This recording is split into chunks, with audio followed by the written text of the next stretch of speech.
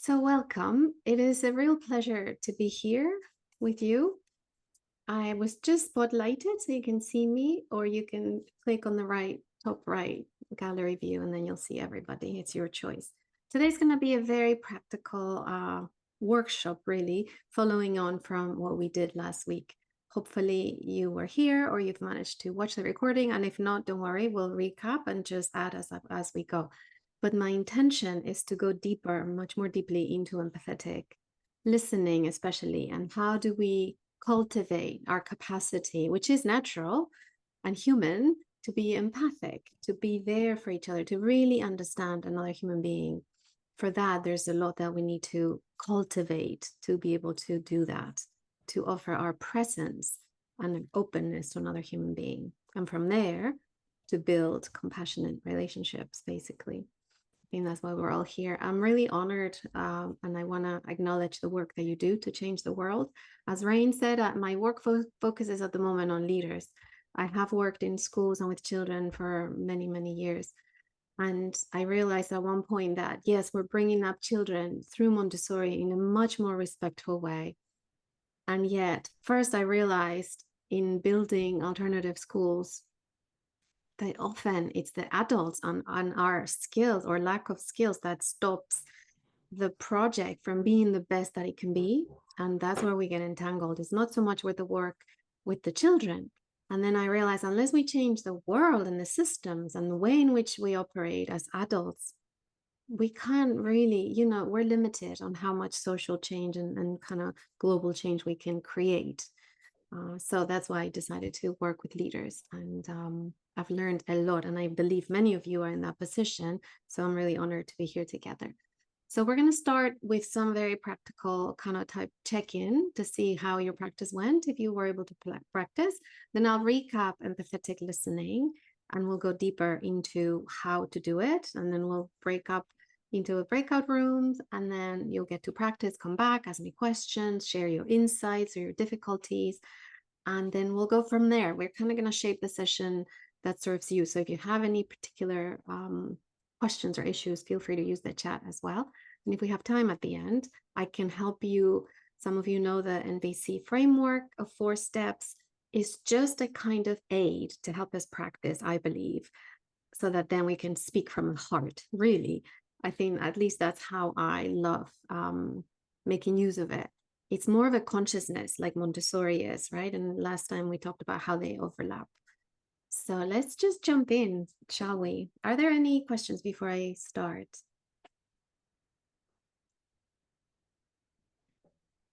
And do interrupt at any time.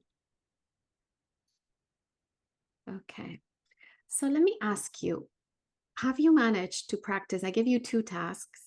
One was to practice listening and in this new way or different way, perhaps active listening, but also deeper than that to kind of check into the emotional experience of another human being and kind of feed that back as a question. Have you managed to do any of that? And how have you found it? Have you had any successes? I'd love to hear if any successes or different kind of types of connection you've made, or perhaps you have questions from your practice of that. And the second was to use NVC, if you could, those 4 steps to prepare a conversation or to check in with what's going on for you in a difficult situation. So any of that you can feed back if you'd like to.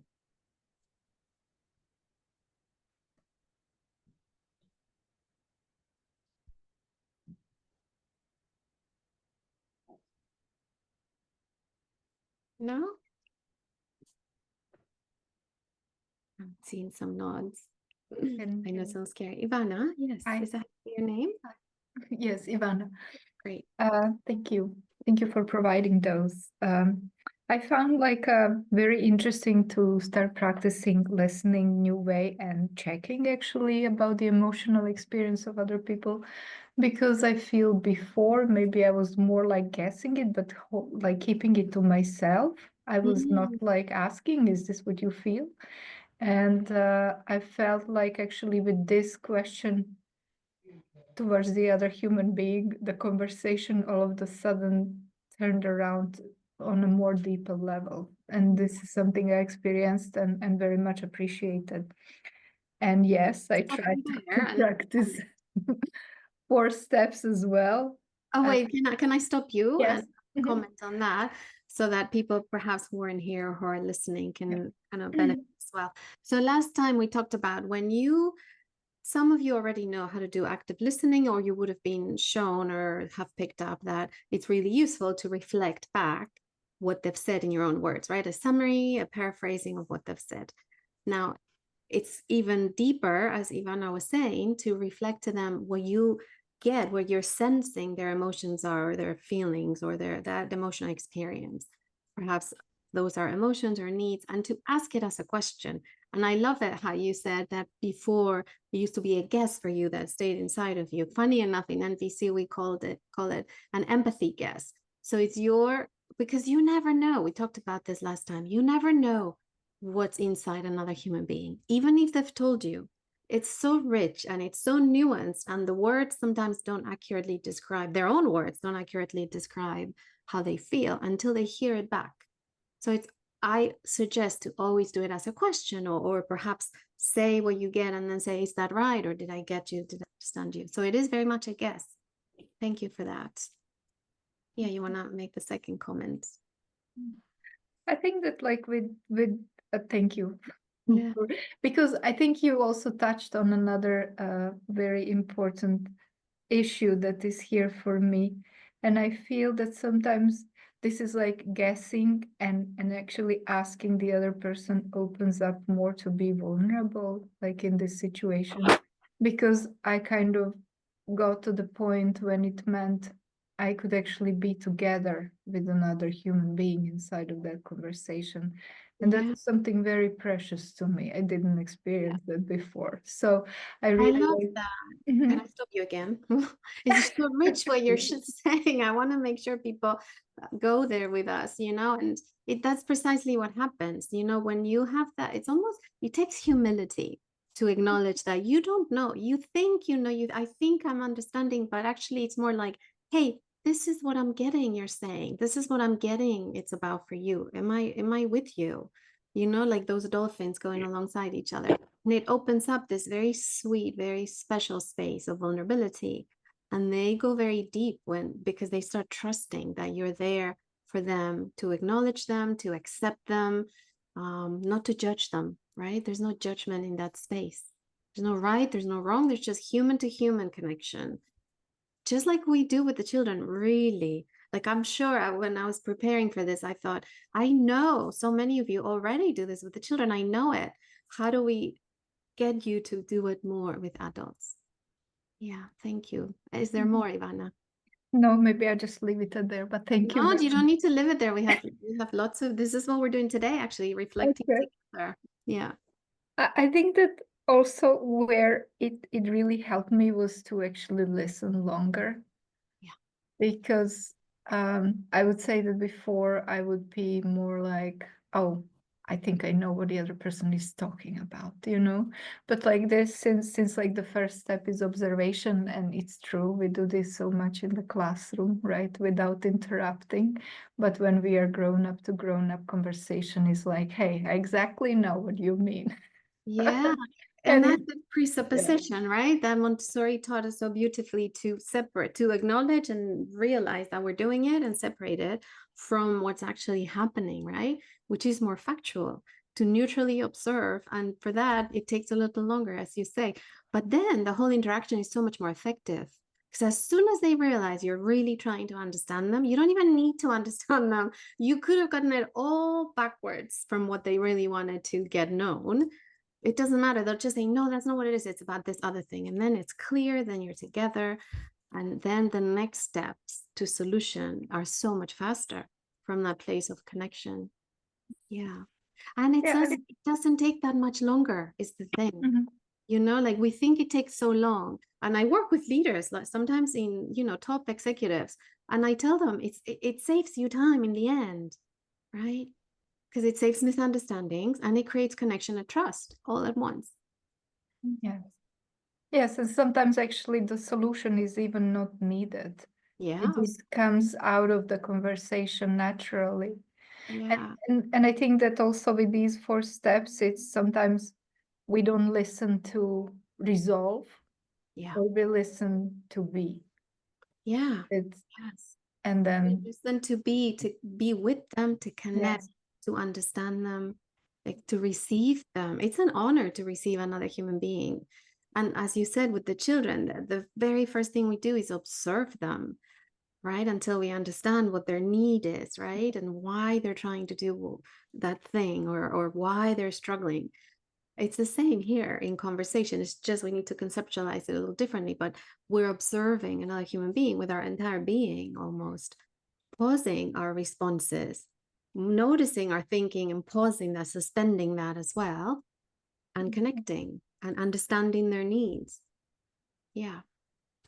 Thank you. thank you. Yeah. Anyone else would like to comment on this or anything else from their own practice?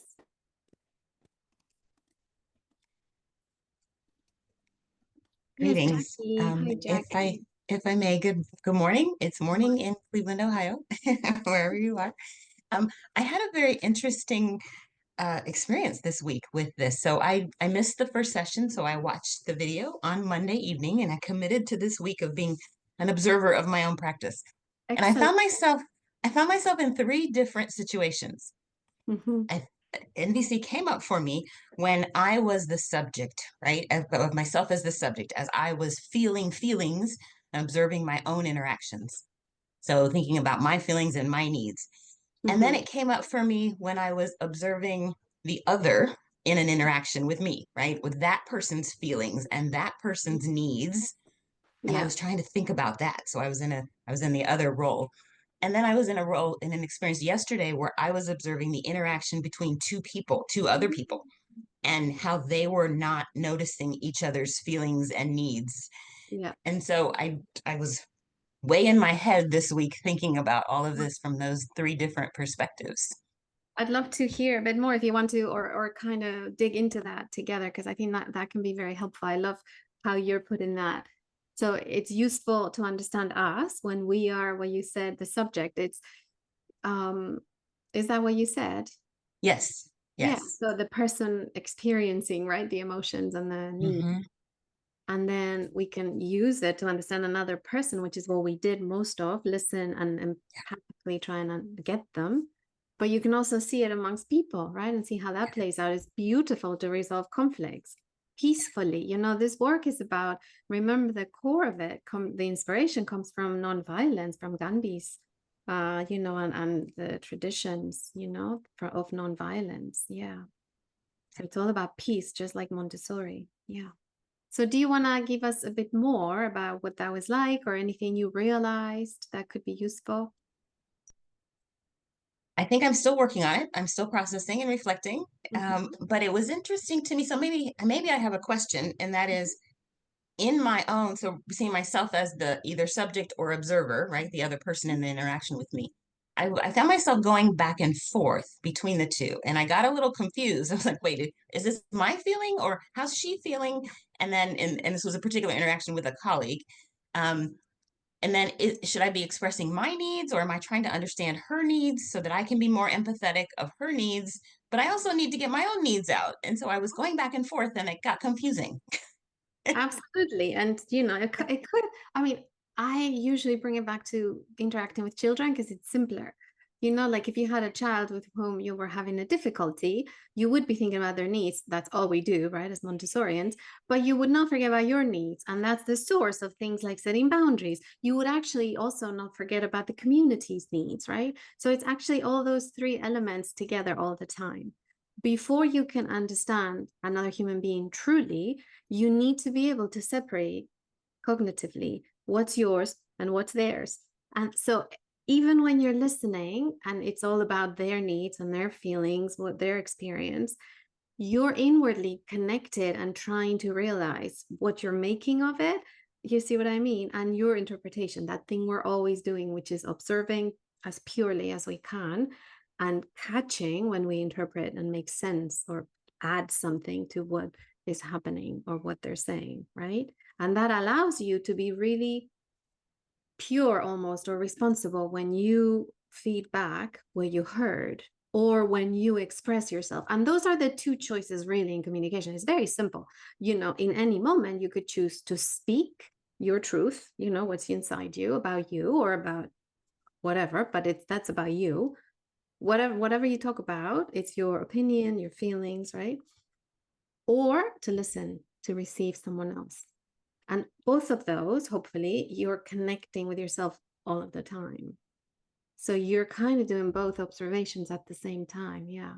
Even if you're focused on them because you're listening or receiving them or trying to empathize.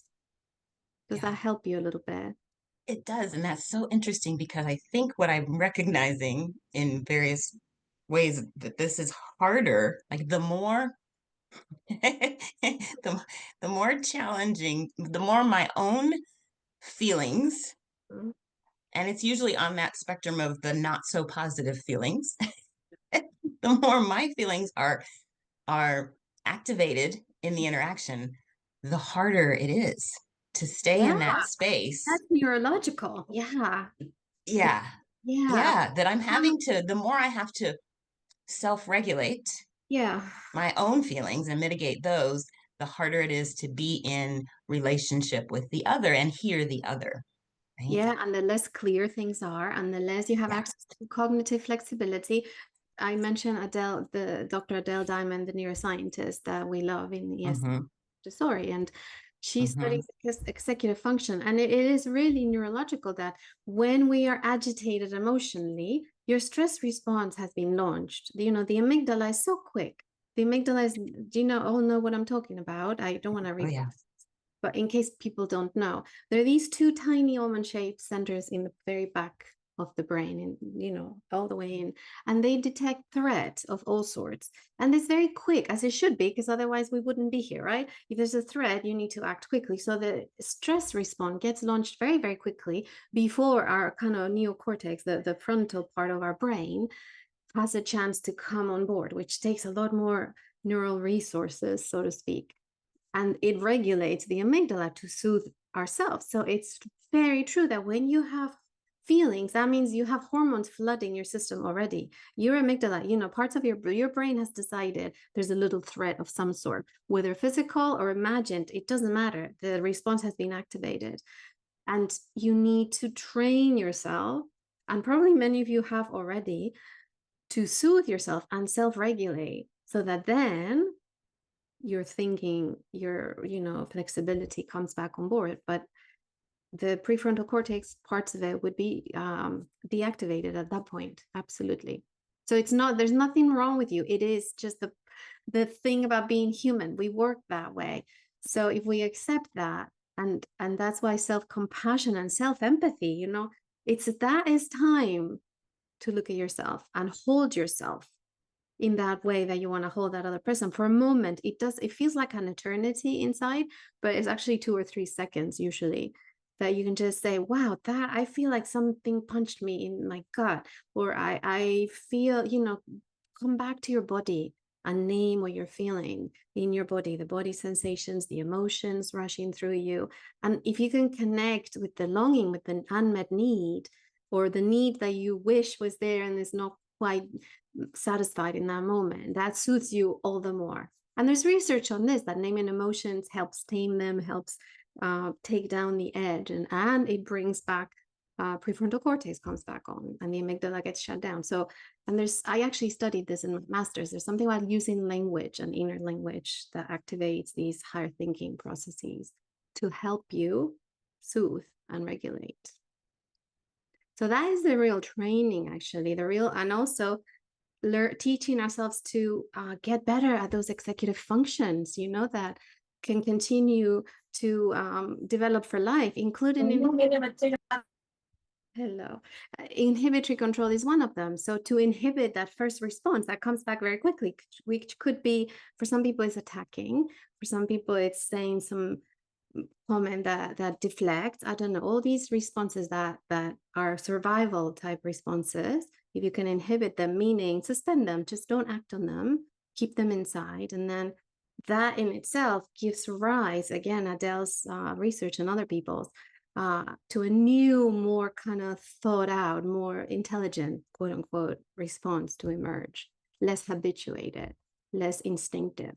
And that's probably the one you want, because you don't want to yell. You want to tell them something directly and honestly, but with care. And that response is not available unless you train yourself really a lot so that you can self-soothe in the moment.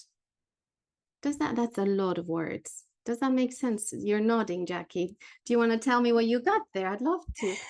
Then we can Yes, I thank you so much. This is connecting some important things, and the space. So as an educator now, I work in Cleveland with an urban population, and I am supporting Montessori teachers. I'm not directly in the classroom, but what I'm hearing is so important for educators who work with challenging children. Yeah. Right? And so I've been thinking, so I work with the adults, and I'm seeing adults working with children. And when I worked in environments where we had fewer challenging children, our own adult neurological systems and stress response systems aren't activated as frequently. When we work with more challenging children, we get more challenged, and Yeah. we have like this capacity that you're talking about, nonviolent communication, and this self-regulation and continuing to deepen our own executive function skills as as as adults is so important for educators working with challenging children. Yeah. And I So think thank that you. I'm receiving that. yeah, thank you, Jackie, for expanding on that about what it's like for you and your situation. What one thing I want to mention is, we use, and this is also in Montessori, right? We always talk about not labeling, and sometimes we use labels to shorten things or to name things so that they become real. And I do believe sometimes it's incredibly important, right, to label things. But I think that's part of what we want to be careful of. If I'm thinking, if I have a child, and I don't know what these children are doing, but who is like, say, trashing, quote unquote, the classroom, I'm gonna for sure call that child a challenging child. Or it could be a child that has a learning disability. It's probably around behavior, I imagine you're talking about. And even if I don't like the behavior, the act of holding that label in my head about that child, even if the behavior, it's true, there's a part of truth there. I'm not diminishing that at all. But that already puts me in a state of mind where I'm going to relate very differently to the child, to the situation, as opposed to just coming back to that pure observation of what the child is doing or not doing, and how that affects me, how that affects everybody, and what needs are not met by what is happening. It's a very different lens. It's a needs-based lens, which Montessori, it's like the core of Montessori is that, isn't it? Our lens is always through needs, through those universal human needs and tendencies. We talked last time that in NVC, there's a little bit of both together as these universal human motivators. And actually the research has moved on. It's moved on from Montessori, who I consider a pioneer, and Marshall Rosenberg put it together, packaged together, and it's moved on. Now they talk about human motivations, and that's things like values and human needs. And if you look at them, they're just universal things we all want. And they're really very general. They're not the car or the particular kind of food or the control. They're the things we get, that what we get when those things are met, right? Things like respect or connection or collaboration. Okay. Does that help you, Jackie? Yes, absolutely. And it validates what I am working to do. And Thank as you. you say, Children with challenges. Children with challenges become challenging for the adults. exactly. So, Yeah. I mean, imagine I mean, this is not just NVC, this is Montessori, this is universal, right? Like these are our teachers, right? Can we call them something else? These blessed children, I don't know. But basically recognize that your lens, and this is again, very much neuroscience, we create the world by how we think, we don't need to go into that, but it's very clear that our lens, our filters that we have in the way we think, which are of course based on our experiences, etc., they dictate how we're going to act, and that changes things around us, right? With people in the environment. So we must be very careful and very almost clean with those filters, with those suppositions and labels and beliefs, interpretations. Yeah. Okay. Thank you. Anyone else?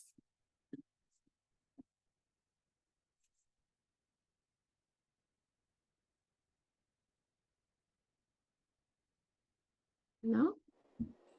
Okay.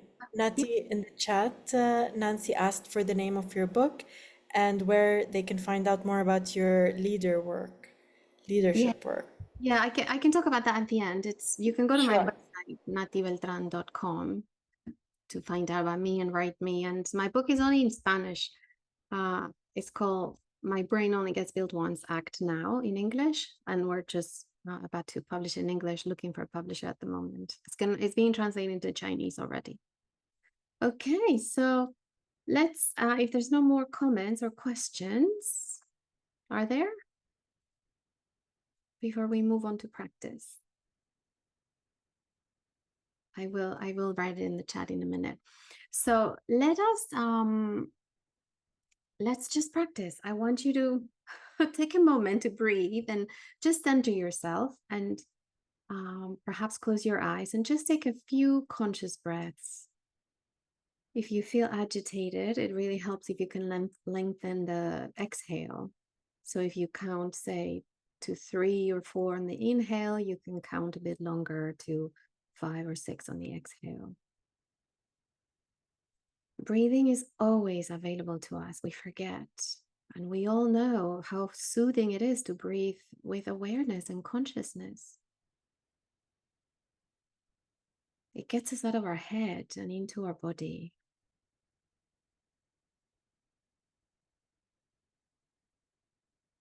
And it soothes our nervous system as well.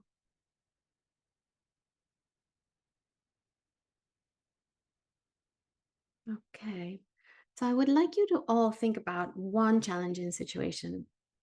We've had a couple of you talk about yours, but just find one specific situation with one person that you find quite challenging.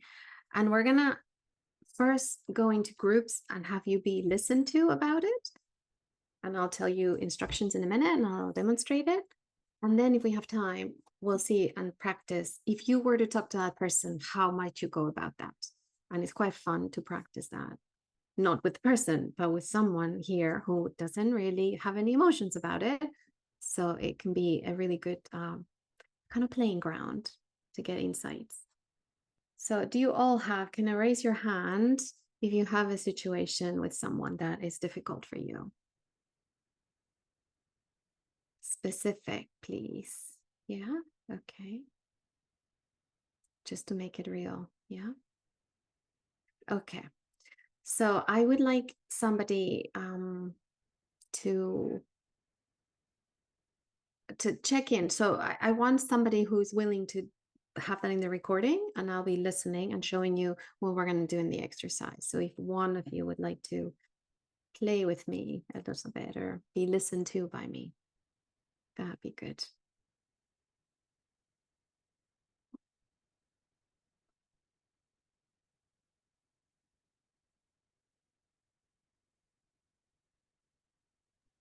You know, it doesn't need to be anything difficult. You can also tell me something positive.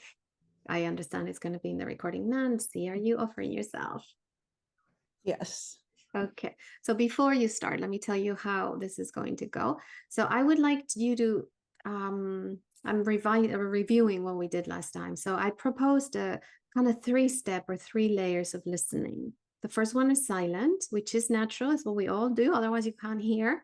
So you just, in that silence, that's when you become present. That's when you start connecting and really anchoring yourself, right? So as the person speaks, you're trying to receive them and observe them in the deepest of ways, right? Knowing that you're catching what you're perceiving with your senses, but also your brain is attuning to them. You don't need to worry about this. We do it automatically. So there's more that is being perceived. So just perceive all of that. And it's those guesses start coming up inside of you. I wonder if it's this that Ivana was telling us about, right? You're trying to get them. So that's silence, empathy. Silent empathy. The second thing Then you reflect back in your own words the content of what they said. So that's the active listening part, right? So that's where you need to make sure that you don't mix in your own stuff. So none of your interpretations, just purely what they've said, what you've observed. Perhaps you've noticed their face changing, smiling, or frowning, or they've cried at a certain point. So you might feed that back. You're like a mirror, right? And the mirror doesn't reflect your things, right? Behind the mirror, it reflects them. And then the last bit is that emotional content. So I would like you to ask yourself, if I could only say one word, what's the essence of what they've said? What's the most important thing here? That's what we're going after. And it's probably a human need or a tendency. So Nancy, your job is just to share something short with me and let me do the listening so that everybody can see how I do those three things. Okay. Okay. I have a position very similar to what Jackie just shared, that I'm in a public school in an inner city, and I work with the teachers, the principal, and all the children. I have one primary teacher who is very kind, nice to my face, but yet has there was even a union meeting this week that I could not attend. And she stood up in the union meeting and basically bashed me, wondered why we even needed the position I have. Okay. Yeah, I can hear that's quite emotional. It's not, I mean, I'm only on Zoom here. I'm not in, but it sounds like quite hard. So I'm actually doing the last bit first because we got there together. But yeah, it sounds. So what I'm hearing there is that it's quite a difficult position for you, where you're holding already so much, leading this public school initiative with Montessori, which is kind of cutting edge, right? And I imagine has a lot of challenges. And then you have this one teacher who challenges you publicly and even has doubted the role and your position. And it sounds like you have a lot of emotion around this. Is that right? Yes. Yeah. Do you want to tell me more? Well, one quick thing is that I am trained and have taught at both primary and elementary. So that's one reason why I got my position, because I've done this all, and I've worked in a similar position called a resource teacher at the time. And it's difficult because when I go to her and ask her specifically, like if there's something that I could help her with, if she has a need, what more could I do? It's just everything's fine. Everything's fine. No specifics. But then goes to other people and complains about what I've done. Yeah. So it sounds very unclear for you, and you're trying to really understand and move things forward, but that it's almost hard to connect with her. Is that right? Like she closes up when Yes. you try. So is it a connection you would like? Yes. Or okay. I'm gonna stop it. Thank you, Nancy. I know it leaves you halfway through, but hopefully you can now go and continue this with people in your group, just so that people understand what I was trying to do there. Now, as I said last time, the most important thing is the connection. So I am not gonna jeopardize that because I'm following a script, even though I'm showing you or attempting to show you how to do it. The most important thing is that Nancy feels connected to me and respected and cared for. So I did do the silence first. Did you all see that, right? It's very natural. You don't need to worry that you will do that anyway. And then the second, when I said words, I was stumbling because I was trying to be natural, but I had a task to do, which is I wanted to go emotional because that's where she had ended, right? And perhaps if this was just a more natural space, I would have listened a bit more and your emotions might have come out then already. So you don't necessarily do them in order is what I'm saying, but some mixture of reflecting back what I'm hearing And there is a little guessing, right? Did you see that? Did you see me do that? But it's natural. Just make sure you own it as your thing. Like, I'm imagining that it's already a very challenging situation. She didn't say that, but I think that's what she meant when she said her role, right? So I'm trying to reflect that piece to her. And if I didn't get her, she will correct me. I don't need to worry about being right or wrong. She will correct me.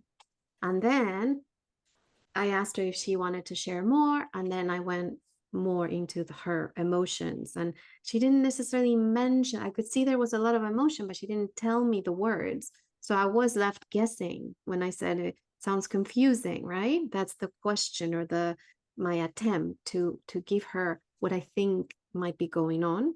And then I asked, is this a bad connection for you? So that I was trying to distill it. There's so much. How do you distill it in its essence to one word?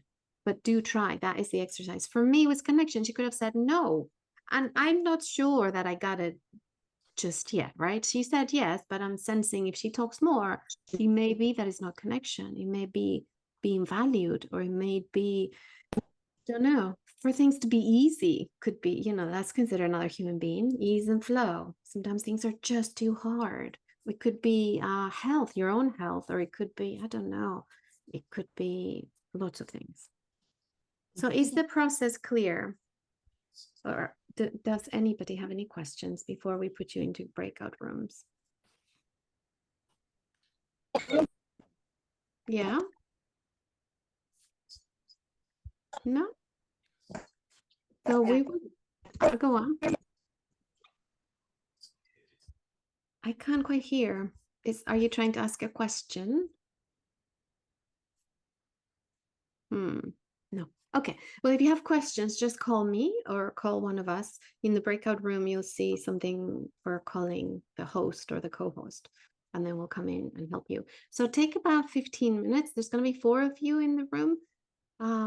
You don't all need to talk, but just make sure that the person who is talking is really being received with this depth of listening, right? Like, you don't need to give them advice. Actually, I don't want you to give them any advice or do anything else other than listen. And if you're not sure what to do, just listen silently, right? That is healing enough to hold that space for somebody.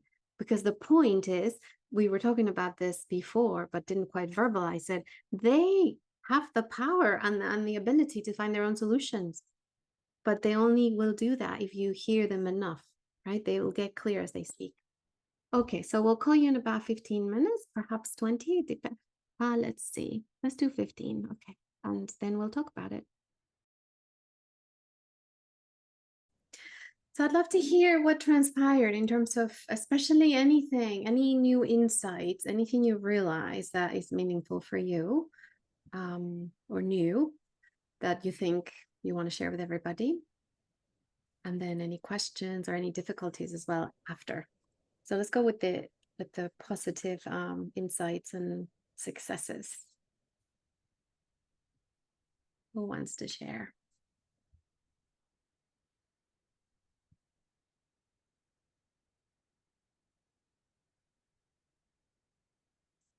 There was no successes.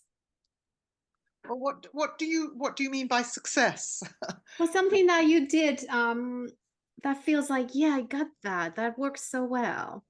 Like in the way you listened, or perhaps if you were sharing, you felt really listened to, and what is, you might want to share what they did that left you feeling that way. Anything like that. And any reflection on the experience of sharing and listening. Anything that's new for you, like we were doing in the beginning. Alice, yes. Yeah, hi. I was a listener, but I feel like something that was a success, I think, in general, that when we listen or when we are sharing about something that can be an issue or something that's overwhelming, we can feel like everything's getting mixed up. Mm-hmm. It's all just kind of globbed together. But Yeah. oftentimes, as we're speaking and sharing uninterrupted, and then someone's giving us the feedback saying, I hear this and I hear this, I feel like it can help us identify like specific points Yes. we're speaking. So that feels, when things are in these like bite-sized pieces, then I think you can break them down into individual solutions for these little bits. So that feels like a win. It's a huge win, and actually people get clear, as you say, as they speak, but only if they feel safe, because if they don't feel safe, if they're worried they're going to be judged or interrupted or interjected or given advice when they don't want it, it takes them away. That takes energy, as opposed to being able to fully relax into the experience of making sense of the mess and the confusion that's in their head. Because if it's emotional, chances are people are sharing because it's painful. So they're trying to get to the bottom of the pain, the reason, or what they can do about it.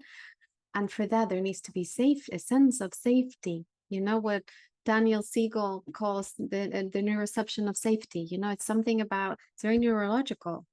Otherwise, there's lots of resources to safeguard us. Thank you for that, Alice. Anyone else? Yeah, Chandra. You're muted still. Wait, I can't hear you. Sorry. Anna and I were the only ones in our group. And so I would like Anna to talk about it because she was the one who was Sharing. She shared her problem. Okay. Is there anything about your experience in that listening that you want?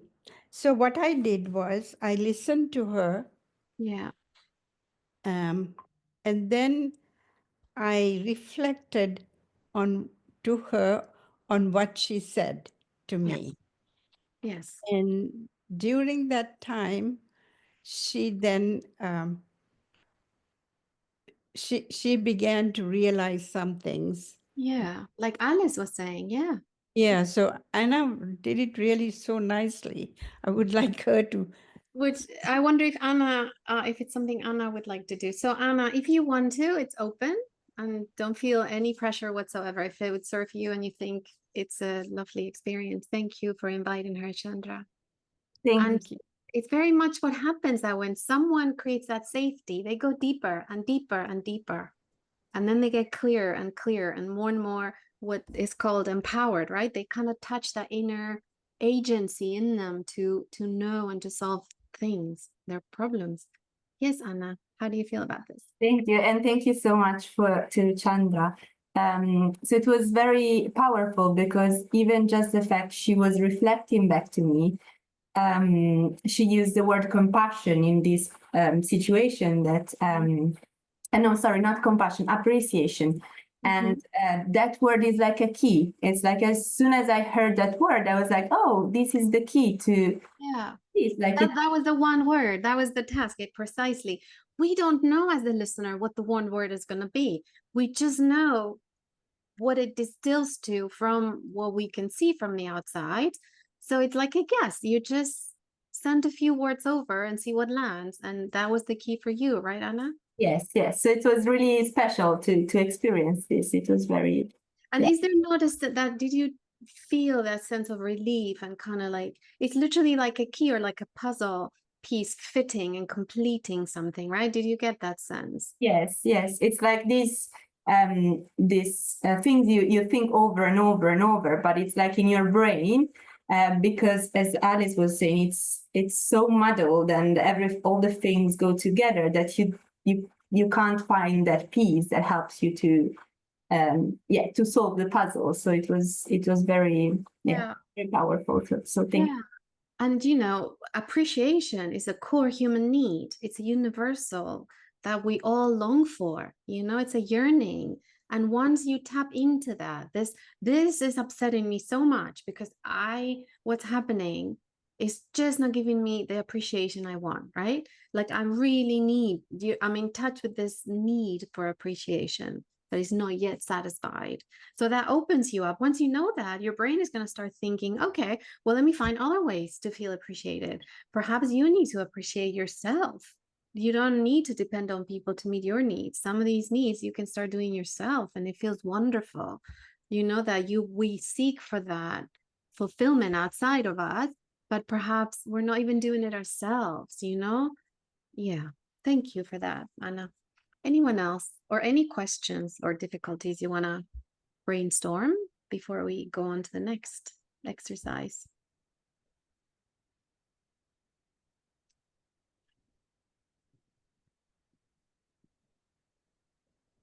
No? Okay. So I really recommend that you practice listening. It's really lovely to have an empathy partnership to get together and listen regularly. So if you have a colleague, if you have a family member, a friend that you can regularly, weekly sit down with them and just practice listening. They tell you something for half an hour, 15 minutes, and you listen back, and then you flip and you get to tell them and they listen to you, and you're both practicing these skills as well as getting support. Because, you know, as human beings, there's beautiful research on this, that we help each other get regulated. So you don't need to be the source of all your own self-regulation. You can go and be listened to in this very non-judgmental way, and that helps you balance and find strength and resilience to then face whatever you're facing, as well as clarity from what you saw. Yeah. Can I ask a question? Yes, of course. And this is like you just said about we don't need to be the source always like of our own emotional regulation. We can have people to listen to us.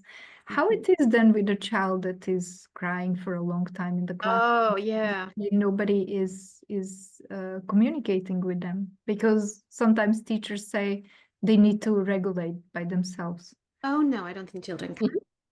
That is that you've touched a little chord in there for me, because their prefrontal cortex will not. Okay, you may know this, but let's just review it.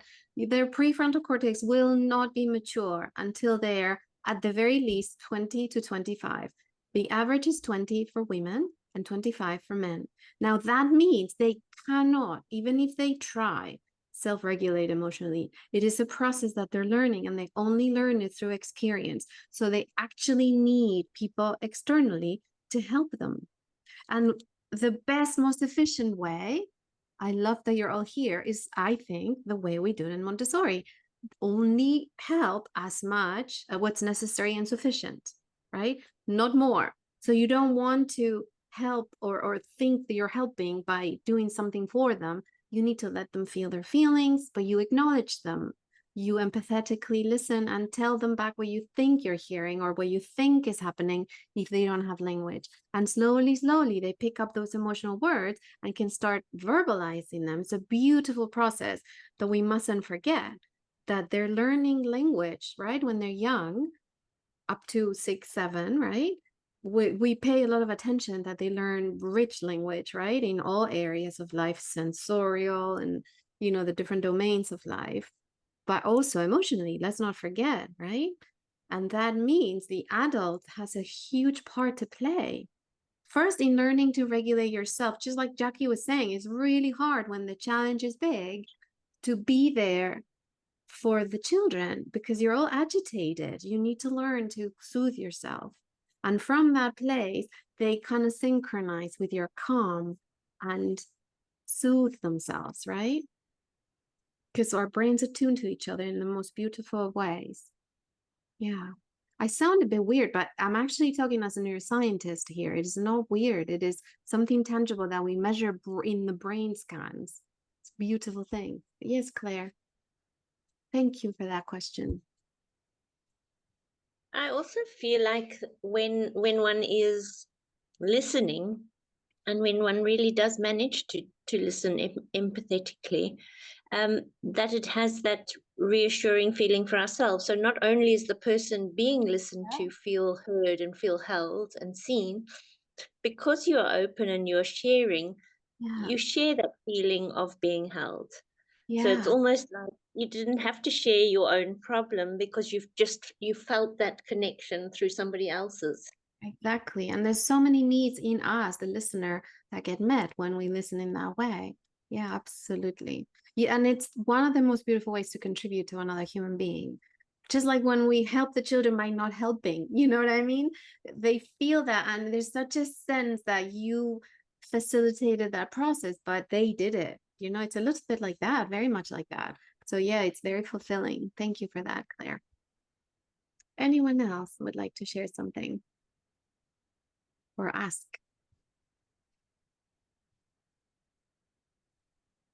Okay, now this is something that you will master over many years, right? So don't be discouraged if you try and it doesn't come out.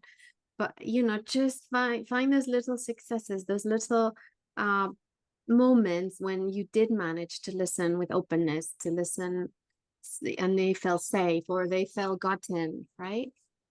And just keep building on it. I regularly have workshops, free. This is the one skill that I offer for free, empathic listening. So in my at least 3 times a year I do it. So just go on my website and you'll see, or ask me. So let's move on to, if we were to actually talk to the person, how might we do that honestly, authentically, creating the connection, right? So not sugarcoating and not like diminishing what we want to say, because sometimes hard truths need to be delivered, especially if you're in top leadership, right? And not only, but often I find, how do you do that with authenticity and care at the same time? And that's where the NVC framework can really help us. So are you all familiar with the framework now? Should I review it? It's very simple. It has 4 steps, but don't get confused that this is how you're supposed to speak. It's not. These are just elements for you to have clear in your head before a conversation, or in the moment when it's all jumbled up, you can start asking yourself, okay, what's the need? What's the observation? And then speak normally.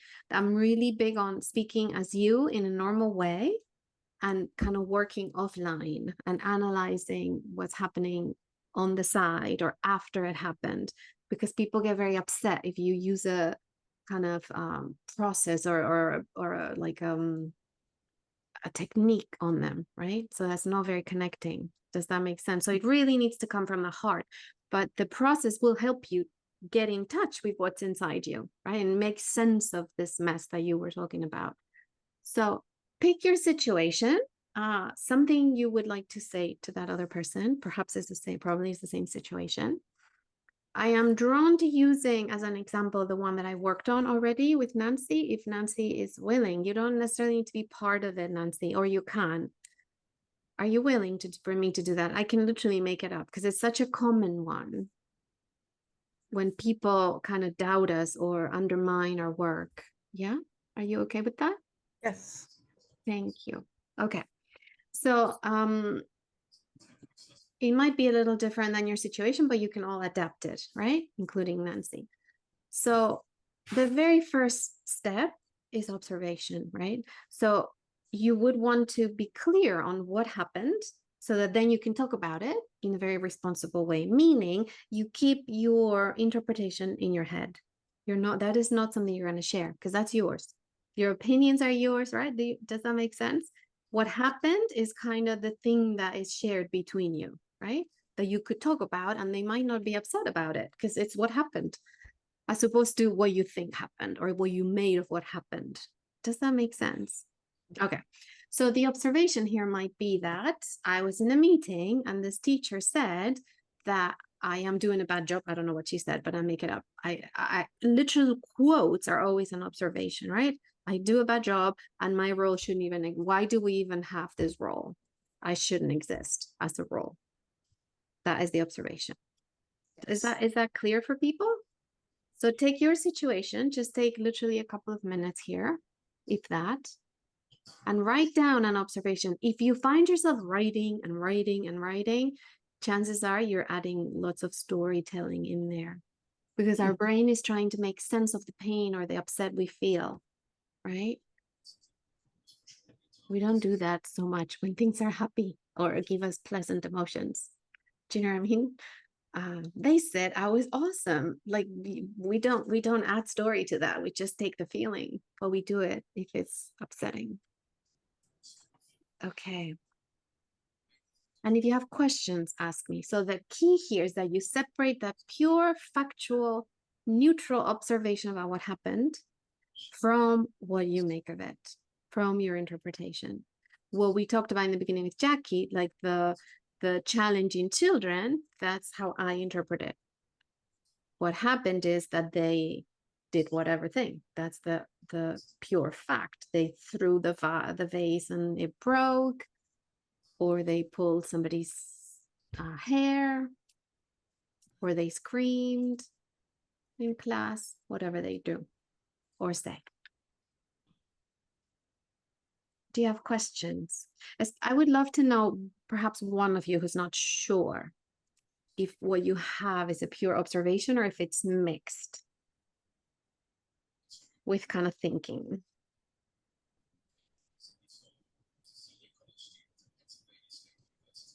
Does anybody have a question about that or wants to share if you're not sure? This is, Krishnamurti. Have you heard this? The philosopher Krishnamurti said the highest form of human intelligence is the capacity to observe without interpreting and evaluating. It's very hard. It takes very high awareness. I appreciate the suggestion to use actual quotes. I started out with very broad, and then when I used a quote, it was like, oh, that's the thing. Being specific, being more specific, I think really Very helps. specific. What happened? Exactly. Because imagine you're going to come back and talk to them. If you do, you need to remind them what happened, or you need to tell them what you're going to talk about, right? So you will make sure that what you say is what happened. Otherwise, they're going to be upset. You will have done something to put them on the defensive already before you even start talking, right? Do you see how that would go? So sometimes I say one way to know, or perhaps inquire if what you have is a pure observation, is asking yourself, if I told this to them, if I read them what I wrote, would they be upset? And if the answer is yes, they would be upset, you've probably mixed something in there. Sometimes it's one word, or sometimes it's even the tone of voice that you use that is questioning something or judgmental. So it needs to be devoid of any judgment at all. Yeah. Okay. So there's no more questions or comments there? Does anybody dare to tell us, especially if you're not sure? Now, if there's a lot of emotion, don't expect yourself to be able to do it the first round. It takes a little sitting with. For example, I was disrespected in the meeting, is what I might say in my example, right? But I know if I said that to them, they would be so upset. So I know I need to put that on the side, right? Yes, Lori. So keep your interpretation, just put it on the side. Do you have a comment or a question, Lori?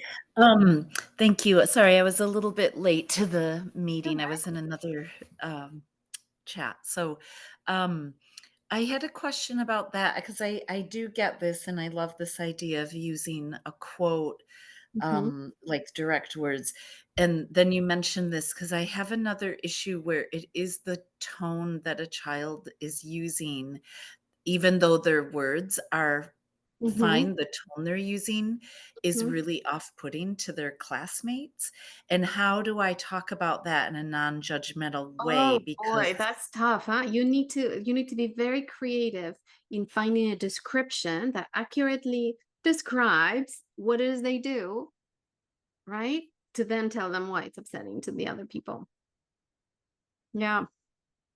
And it might be with a child, or even with an adult, it might be that it needs to be done in the situation or right after to point to them exactly. See there? But you need to be really savvy about describing in words what the change is in what they're saying. You spoke a little bit louder, or there may be some facial or body language that they used at the same time. It might be that their voice is stronger. It might be that when they used this voice, they went forward. You see, those are all descriptors. Yeah. So that they know without a doubt what exactly they've done. Right? It's the thing, like, you don't describe a room as messy. That's a shorthand, right? You say there's the pizza box with half-eaten pizza on the floor. There's the laundry, the dirty laundry, on the bed. You know, that's, you describe it. So imagine a video camera, with a video camera that could have all the senses would perceive, so that if you played it out, the next person would see the same thing that actually happened as much as possible. Okay, thank you. So the Would second, you, yeah, oh, sorry. Would you recommend mirroring, like having a child say something and then having another person try to replicate what they did, so it's like a mirror? Or I would be afraid of doing that because it could be hurtful, you know? It could be taken as mocking. So I would be unless it comes from them, you know, and I would get their permission. You know, would it help you if you don't know what I mean? Would it help you if I try to do it? I don't know if I can, or if I ask somebody else to try and do it. But just make sure it doesn't become a game where people are blamed. Yeah, it needs to be done with a lot of gentleness. So that's my worry. Okay, so the second element we want to look for is how that thing that happened, that observation, right, happened. How do I feel in response to that? What are my emotions? And again, not all things that look like emotions are emotions. They get mixed up with thoughts. For example, I feel disrespected in my example. That is not an emotion, but I do write it. I do capture it because it tells me that I want more respect. It tells me the need, actually. Do you see? Or I've been bullied. I feel bullied. That is not an emotion.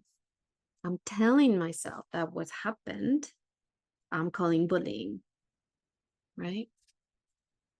That's the label that we were talking about, the shorthand. So can you put some words, some emotion words about your situation without telling me the situation, literally like popcorn style on the chat? And then I will tell you if some of those are not pure emotions, right? And the trouble is that this might help you, is that in English and many other languages, I know we do in Spanish as well, we use the word feel. I feel for lots of things that are not emotions, right? Including needs that are met or unmet, like disrespected is an expression of a need that I want, a longing is not yet met, but it's not a feeling, right? Mistrusted is another one. That's another perfect example. That so when you tell yourself you're being mistrusted, how do you feel? That's how you find that. Do you feel sad? Do you feel worried? Those are the emotions. Okay. Tired, exhausted. Yeah, those are more like emotions. Or it might be tired, like a bodily sensation, sadness, upset. Yeah, those are the emotions. Do you see the difference? And you would all have had a handout with a list of emotions and needs from Nonviolent Communication, which is really handy because and there's more than those. It's very comprehensive. We put it together, me and some colleagues, but if it's not there, chances are it's not an emotion, or if there's no word in there that is close, like mistrusted, or in my case, right, disrespected, those are not going to be on the list. Confused, yeah, all of those are emotions. Nervous, worried. Okay, perfect. So you want to know how what's happened has affected you. Yep. Now, what is your need? So each feeling, right, each emotion is an expression. It's like the signal, the kind of messenger bringing you information about whether your needs are met or not met for you, like what you think, your assessment of whether your needs are met or not. For example, if I'm thinking I've been disrespected, okay, my feeling would be something like concerned and sad. But I already know the need is respect, right? I'm assessing that need for respect as not being met in that situation. So again, would you write some needs words in the chat? And you might conceptualize them as some of them are those Montessori tendencies, for sure. Things like independence, right, is a human need, or communication, connection, clarity. Yep, that's the human need. Remember, needs are universal. All human beings everywhere and all of time will have the same.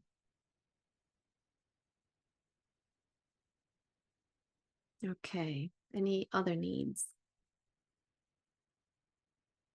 Being heard, having time. Yep. Yeah. Having time perhaps is one that you could question. And this is how you question. If I had time, what would I also have? Right? Would you have more relaxation? Would you have more health? Would you have more?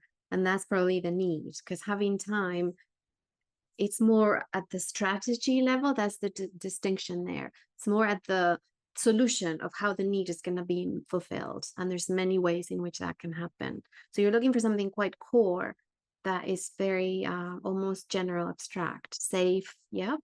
Safety is one. Acceptance, yep. Having purpose, all of those are human needs. Perfect. Feeling valued, yep. Being part of the group, belonging, all of those are very core human needs. Yeah, support. Yeah, I love it. I love it because it's the bread and butter of your work, isn't it, as Montessori people? Okay, so now with these three elements, you would then think up, what would I like to ask this person? How would I like those needs that I've discovered to be met? So you need to think about a very, very specific, doable, actionable request, very much like you do with the children. We don't, in the positive affirmative language, we don't say, don't walk, we say here.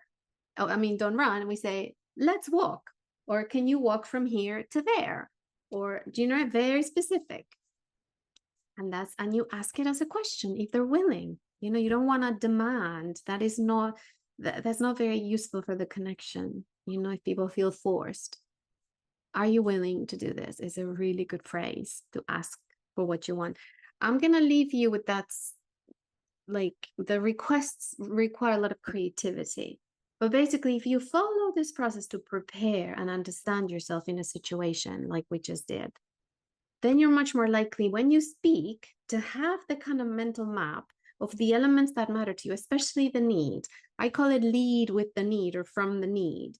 If you know that need, that one word, right, that Anna was telling us is the key, is literally like a key that unlocks what the whole thing is about for you, why you're upset or sad or worried or whatever you are. Then you tell them that. It's the why you're asking them for the new thing. Does that make sense? Or why perhaps you're setting a boundary. Boundaries are not, we said this in the last one, they're not artificial or arbitrary. They're linked to those needs to protect, they protect universal core human needs. And when you deliver or when you set the information, you don't set the boundary, you kind of make it visible like a fence, right? You're just like, hey, this is as much as I'm willing for you to go because I need safety, or you know, we all need respect, or you know, in this community we do things peacefully, or does that make sense? So the why, the need is really important that you verbalize it. Now this is a process, right? Even though this is a simple framework, to actually be able to implement it in conversation is quite a thing. It takes a long time because you need to develop lots of other skills at the same time. So don't despair, just keep trying and speak naturally, please. I don't want you to speak like that. I want you to speak normal and just start catching when people talk about needs, when they talk about emotions, you know, and when you do, and how might you express your own needs in a way that is connecting, and how might you ask people for how they can meet your needs better and other needs better. It's a gift to give someone the opportunity to do that. So we've come up to the time. We knew we'd run over a little bit based on the last session. So I'm really happy to stay and take questions, but feel free to go if you need to. It's been a pleasure. And definitely write me if you have questions. We'll write a follow-up email and request feedback and send those handouts that I sent again. But please ask me if this has brought something up for you, if you have questions, if you want us to do an example. I just thought it'd be good to do it all together as opposed to sending you into groups. I hope that has served you. I have a question about framing the request. Yes. And for the request to be anchored in the need, so for example, my need is appreciation, and then I am choosing and communicating a very personal way that I will feel appreciated, because different people feel appreciated in different ways. And so, so is that correct? I'm also then communicating what works for me to feel that way. Exactly. And the point here is that with different people, you will word it very differently, right? At work, you may not even express your emotion, because let's face it, emotions, what is the source of your emotions? It's not what happened. Just like you said, it's what you made of it. Do you know what I mean? Things happen, we all take things differently, and then we feel things, right? So very much you're asking for your specific, particular, lovely way for that person to help you meet that need for appreciation. They may say yes or they may say no. And I always suggest that people find 3 requests before they even ask their favorite one, because they may say no, but that lets you realize, you, not them, that you're not dependent on that person to meet that need. It'd be lovely if they did, but it's okay. And then it's a real request, and much more likely that they'll say yes. Now, when they say no, that's not the stop of the conversation. You need to figure out what they're saying yes to. What need do they have that your request doesn't work for them? Or like if it's a child and you say, hey, would you be willing to do this? And they say no. You're like, okay, well, I still need, do you know what I mean? Like I remember saying, can you get out of the car? You know, unbuckle the car seat. Can you get out of the car? No. It's like, okay, are you willing to get out of the car within the next 2 seconds? Anytime you want within the next 2 seconds, because I realized they needed autonomy. It took me forever to realize this. And of course they said yes, they were off in a second, right? You need just connect with your needs and their needs. And then the request is very joyful, actually, because you're giving them an opportunity to contribute to you. People love that, usually. And there's other ways to meet that need. Even if they say no, then just give it back to them. You're all Montessori people. The responsibility is not on you. You can ask them, okay, if this doesn't work for you, what would work for you? Because I would still love to feel appreciated, and I'm really struggling. Now, you need to own that your feelings, your emotions, and your needs are yours. You're not dumping them on anyone, projecting that. You're taking responsibility for that, right? Do you see the catch there? You're giving them an opportunity to contribute, but with all freedom, they can say no, and that's okay. But at work, you still need that. So how else can you feel that?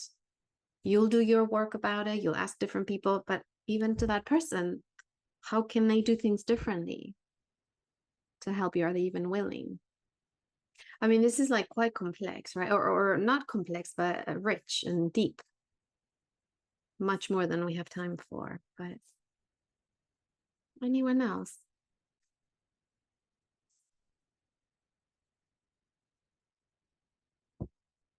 Is this clear as something you could practice? Yeah. And by all means, great. I see a lot of nods.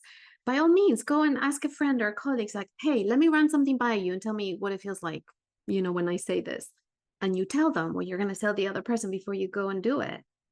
You know, and they're like, oh, that sounds so weird. Okay. And then you phrase it differently, or tell yourself in the mirror, or, you know, play with it. Make sure you're not going to get it. There's no getting it. You know, it's not that. It's about you having more and more awareness. And that slowly transforms the way you are with people and the way you speak. And it will completely align with your Montessori practice. It's the beauty of it, because it's all about peace. It's all about connection, needs. Okay. That's all from me, but I will still take a couple questions if there are any. Bye-bye. Thank you.